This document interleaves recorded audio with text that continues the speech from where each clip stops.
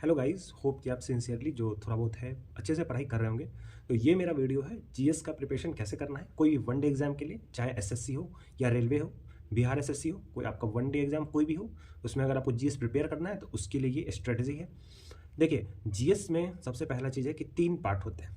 एक current affairs, एक जो आपको कोर सब्जेक्ट्स होते हैं जो स्टैटिक होता है, और एक होता है टेबल्स।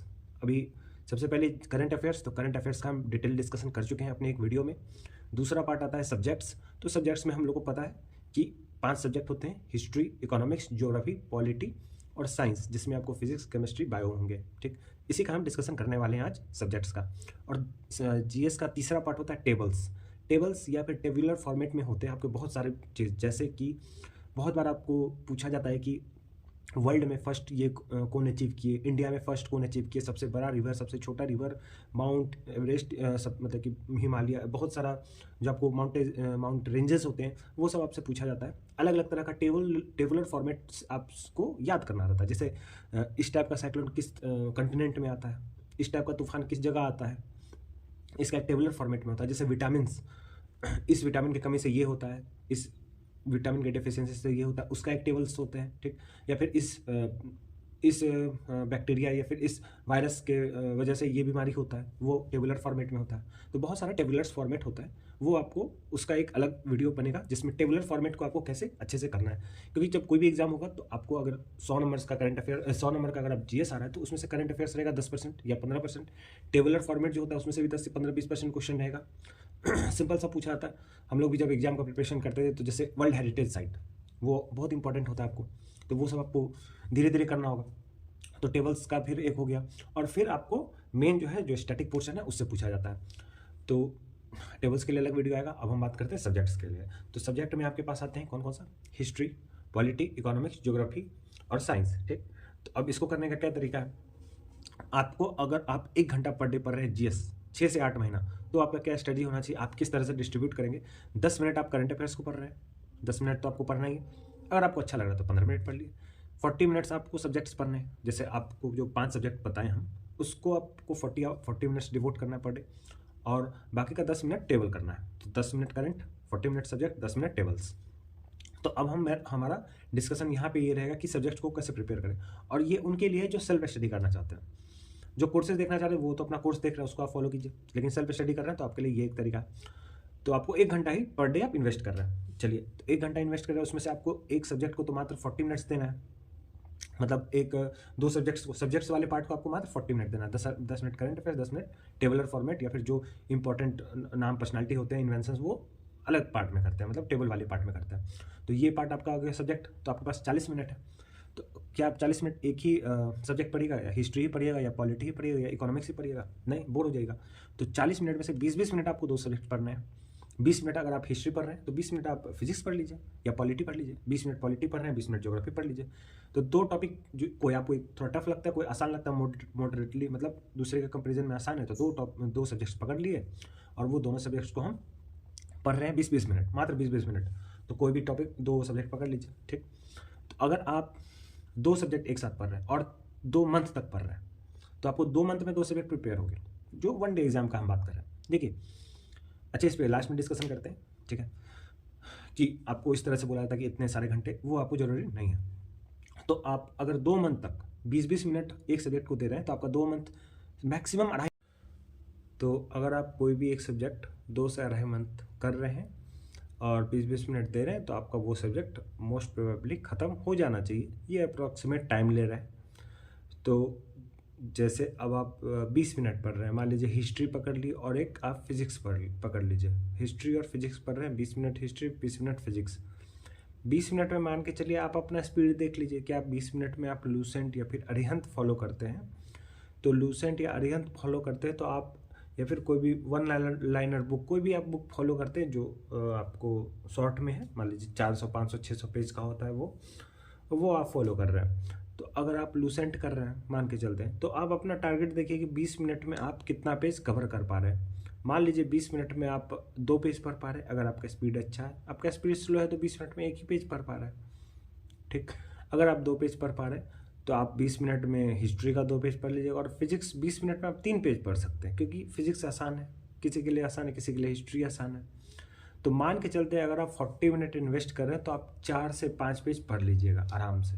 मान के चलते हैं सेफर साइड 4 पेज तो आप पढ़िएगा, 2 पेज आप हिस्ट्री पढ़ लिए, 2 पेज आप फिजिक्स पढ़ लिए, 20-20 मिनट।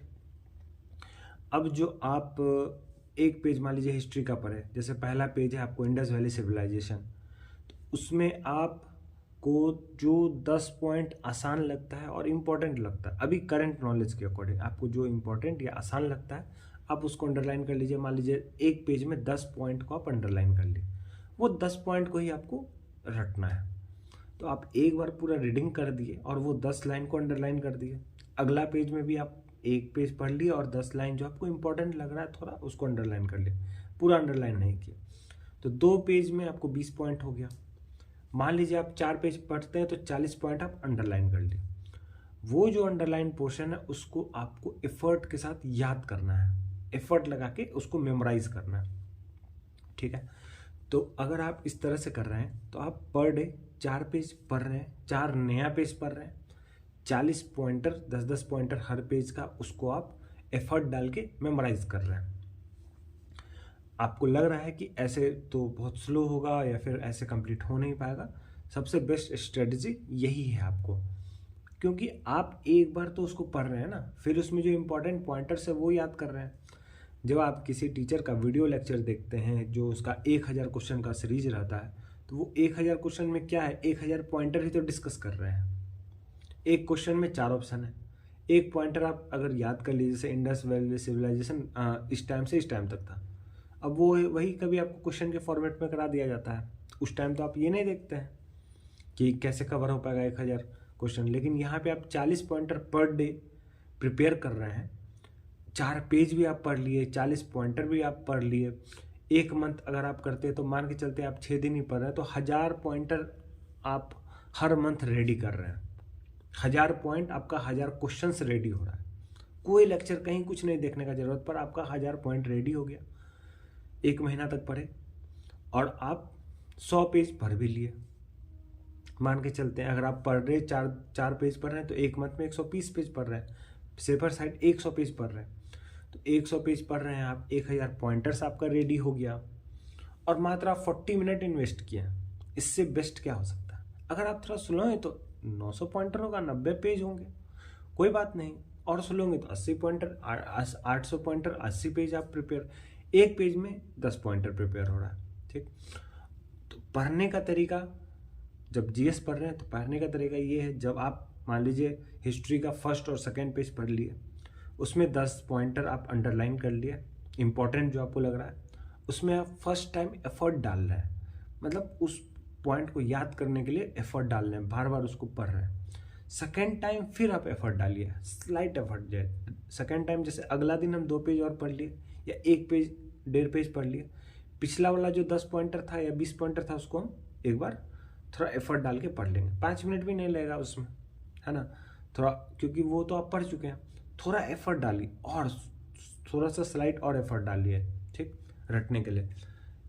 आपको लगेगा कि आप तो भूल गए, कल भी पढ़े थे फिर आज पढ़ रहे हैं फिर भूल गए, नहीं, आपके सब कॉन्शियस माइंड में सब आ रहा है। तीसरा दिन से आपको वही जो 20 पॉइंटर है उसको रीडिंग मारना है। अब आपको एफर्ट नहीं डालना है, अब आपको रीडिंग मारने का टाइम आ गया। जब आप किसी भी चीज़ में 2 बार एफर्ट डाल दिए, तीसरा बार से आपको रीडिंग मारना है। अब आपके माइंड में वो धीरे धीरे खुद बैठ जाएगा। तो मान लीजिए तीसरा दिन आपका, आप पर डे 2-2 पेज पढ़ रहे हैं हिस्ट्री का, तो तीसरा दिन आपका 60 पॉइंटर रेडी हो गया। तो वो 60 पॉइंटर का आप, जिसमें से पहला 20 पॉइंटर को तो आप सेकेंड टाइम थर्ड टाइम पढ़ रहे हैं, तो उसको रीडिंग मारना है। दूसरा वाले में थोड़ा एफर्ट, तीसरा वाले में पूरा एफर्ट। तो इस तरह से अगर आप कर रहे हैं तो मान के चलते आप 40 मिनट नहीं, आपको 50 मिनट लग गया पढ़ने में जीएस, कोई बात नहीं, थोड़ा आप थोड़ा स्लो हैं, थोड़ा ज़्यादा समय लग रहा है, थोड़ा कम कवर आप कर पाए, उसमें एग्जैक्ट कैलकुलेशन नहीं करना है। बट आप, इम्पॉर्टेंट है कि पर डे आप 3 से 4 पेज पढ़ रहे हैं कोई भी जीएस का टॉपिक, तो आप में एक कॉन्फिडेंस बिल्ड होगा, वो इंपॉर्टेंट है। और आप उसमें एफर्ट डालें, आपका पॉइंटर्स रेडी हो रहा है, आप एक बार पूरा बुक पढ़ सकते हैं। तो 6 से 7 महीने में आपका एक बार पूरा रीडिंग हो जाएगा, सारा पॉइंटर्स आपका बार बार रिवीजन हो जाएगा। तो एक आप बहुत पॉजिटिव साइड में चले जाइएगा, जहां आपको 50 में से 30 मार्क्स आने का पूरा पूरा चांसेस है अगर किसी एग्जाम में 50 नंबर आता है तो, इतना अगर आप कर लेते हैं। लेकिन ये वीडियो उनके लिए नहीं है जो कि बहुत ज़्यादा टाइम देना चाह रहे हैं जीएस में। जैसे अगर आप इस स्ट्रेटजी को फॉलो कर रहे हैं तो आपको क्या क्या नहीं करना है। पहला, आपको कोई भी मैराथन लेक्चर्स नहीं देखना है। बड़ा लेक्चर जो 3 घंटा 4 घंटा का लेक्चर आता है वो नहीं देखना। आपको सपोर्ट सिस्टम चाहिए पूरा, ये नहीं चाहिए 3 घंटा 4 घंटा 5-8 घंटा का मैराथन देख रहा है, वो आपको नहीं देखना है। रिवीजन कोर्सेज जीएस में होता है वो नहीं देखना। सब अधूरा होता है, सब अधूरा होता है और कुछ इन्फॉर्मेशन भी रिपीट नहीं होगा आपको एग्जाम में। आपको लेक्चर्स नहीं देखने, आपको PYQs भी नहीं देखने। जो आपको 15,000 क्वेश्चन का PYQ आएगा, अब आप 15,000 का क्वेश्चन का बैठ के PYQ करने लगेगा तो उसी में आपको 6 महीना लग जाएगा। उसमें 15,000 पॉइंटर हैं, आप उससे अच्छा बुक पढ़ के 1 मंथ में 1000 पॉइंटर, 6 मंथ में 6,000 7,000 पॉइंटर, आपका जो कोर वाला रेडी हो गया वो ज़्यादा इंपॉर्टेंट है। तो PYQs भी आपको नहीं करना, ये सब कुछ नहीं करना। देखिए, जब आप कोई भी एग्ज़ाम आता है उसका फॉर्म भरिए, उसमें जब एग्ज़ाम दीजिएगा तो जब आप खुद फेस कीजिएगा तो आपको वहाँ से भी पता आइडिया चलने लगेगा धीरे धीरे कि क्या क्या इंपॉर्टेंट है। और एक बार जब आपका सिलेबस ख़त्म हो जाता है फिर आपको जो करना है कीजिए ना, आप प्रीवियस ईयर बैठ के प्रीवियस ईयर रटिए। लेकिन एक बुक जो आपको लूसेंट या अरिहंत है, जब तक आप उसको 4 बार 5 बार पढ़े नहीं हैं तब तक आप दूसरे सोर्स पे मूव कर गए तो आपको तो एक जहाँ से जो बेनिफिट मिलने वाला था वो तो मिल नहीं पाया।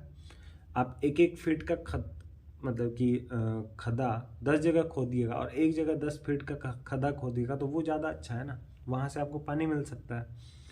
तो आपका टारगेट 6 से 7 महीना में तो आप एक बार ख़त्म कर रहे हैं लूसेंट, आपको फिर 3-4-5 महीना और लगेगा दूसरी बार ख़त्म करने में। साल 1.5 साल में तो आप 3 बार 4 बार इसी को पढ़ रहे हैं तो आपके पास समय कहाँ है। और फिर तो आपको पहला चीज़ ये मैराथन या फिर रिवीजन नहीं करना, लेक्चर्स। और आप ये देखिए कि आपको वही सोर्सेस फॉलो करना है जिसको आप 5 से 10 बार रिवाइज कर सकते हैं। और अगर आप ये कर पा रहे हैं तभी आप सक्सेस कर सकते हैं और मैक्सिमम बेनिफिट किसी एक सोर्स का उठा सकते हैं। 10 जगह आप चले जाइएगा, 10 जगह का बेनिफिट नहीं उठा पाइएगा, एक जगह कीजिए बेनिफिट उठा पाइएगा।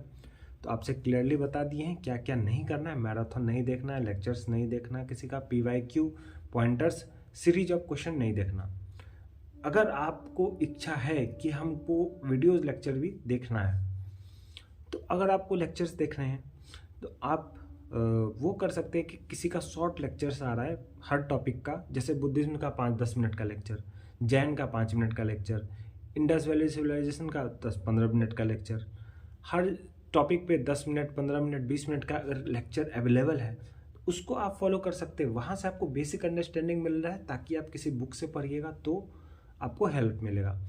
देखिए, टारगेट ये नहीं होना चाहिए कि सारा चीज़ आप मेरे लेक्चर से फॉलो कीजिए। टारगेट ये होना चाहिए कि हम इस तरह से आपको पढ़ाएं कि आप कोई बुक को पढ़ने के काबिल बन सके, क्योंकि अल्टीमेटली आपको पढ़ना बुक से ही है। अगर आप किसी का लेक्चर देखते तो आपको नोट्स बनाना है, वो नोट्स भी एक नोटबुक ही हो गया। तो आपको पढ़ तो रहे हैं बुक ही, और बुक में जितना इन्फॉर्मेशन है उतना नोटबुक में नहीं आ सकता है। 400 पेज का बुक 1600 पेज की नोटबुक में नहीं आएगा। आप यही सोच सकते हैं कि वो नहीं आ सकता। और आपको इसी तरह बोला जाता है कि लेक्चर जो पढ़ रहे हैं उसमें इंपॉर्टेंट चीज़ है। आप 500 पेज का लेक्चर का पढ़ के जाइए तो भी आपको उतना नंबर नहीं आएगा, और आप 400 पेज का लूसेंट पढ़ के जाइए 4 बार 5 बार तो आपको उससे ज़्यादा नंबर आएगा।